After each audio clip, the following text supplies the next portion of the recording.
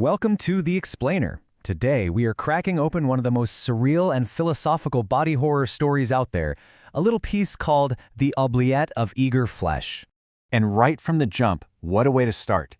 This single sentence just throws us completely off balance. It tells you right away that the normal rules of reality, they don't apply here. In this world, things are actively, unsettlingly alive. So, let's meet our protagonist, Martin Crail. He's an expert and appraiser of obscure artifacts, and he's just taken a job cataloging everything in the Pendarvis estate. Sounds pretty straightforward, right? Well, you just know it's not going to be. Martin quickly realizes the house isn't just old, it's breathing. The walls literally expand and contract, this slow biological rhythm. But here's the really creepy part. He finds himself starting to breathe in sync with it.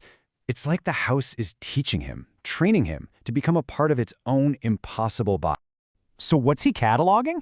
Well, it's not dusty old vases, I can tell you that.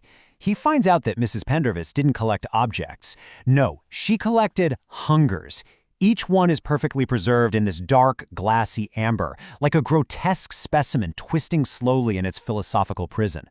How do you even do that? And just when you think things couldn't get any weirder, they do. Because this house isn't just a living thing, it's a living philosophy. Martin finds a library, but it's not organized by author or genre. Nope, it's organized by the type of wound. You've got entire sections for texts of incision and volumes of rupture. It's basically the instruction manual for this bizarre new reality. He finds a book pinned open, with surgical needles, of course, and these are the lines he reads. Now, this is our first huge clue about what this story is really about. The idea that our bodies, our very selves, aren't solid things at all. They're just temporary, a performance.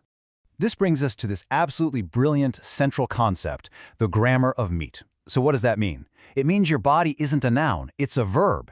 It's not a stable container, it's a fluid, editable language that can be changed, rewritten. And trust me, that idea is the key to everything that's about to happen. All right, so here's the major pivot in the story.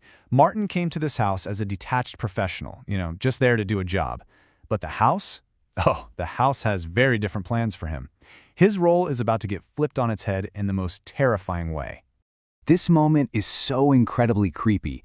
He's writing in his own catalog, and suddenly his hand just moves on its own, writing this question. And that's when it hits him. This whole thing, it's not a one-way street. He isn't just studying the house is studying him. You see what's happening, right? It's a complete and total role reversal. Every object he examines, every little note he writes, it leaves behind what the story calls fingerprints of self.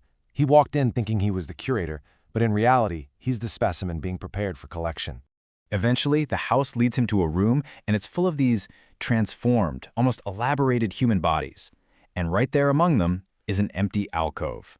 A space that's shaped not just for any person, but specifically for him. There's a Martin-shaped hole just waiting to be filled. Chilling. And then, this transformed version of Mrs. Pendarvis shows up and just lays out the horrifying truth. She wasn't collecting hungers, not really. She was collecting the witnesses. The collection collects the collectors. The very act of observing is what transforms them and makes them a part of it all. Now, you might think this is the end for poor Martin.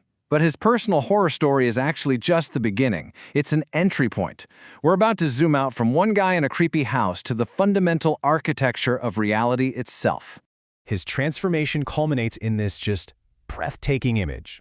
A physical door literally appears inside his chest. And no, it's not a metaphor. It is a real threshold, an entrance to a deeper layer of existence that isn't somewhere out there, but deep, deep inside.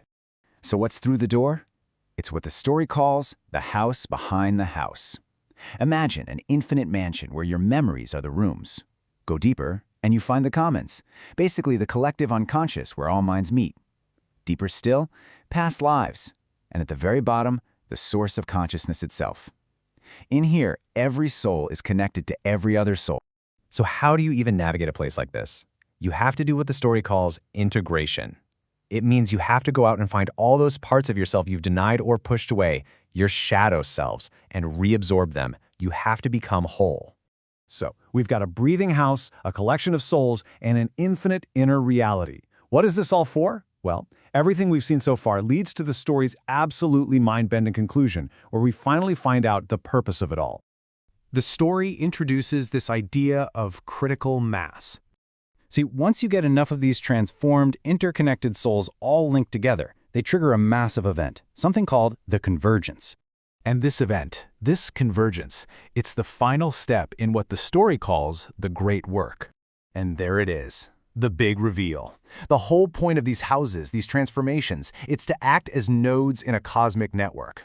Their job is to merge individual minds until they hit that critical mass, allowing the entire universe to finally achieve self-awareness.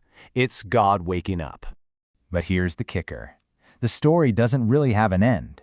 The very last line of Martin's catalog simply says, "The feast in progress." And that little line reframes everything. It means this process, this consumption and awakening, isn't something that happened. It's happening right now. It's perpetual. And it leaves us with one final, deeply unsettling thought. Are we just living, or are we on the menu?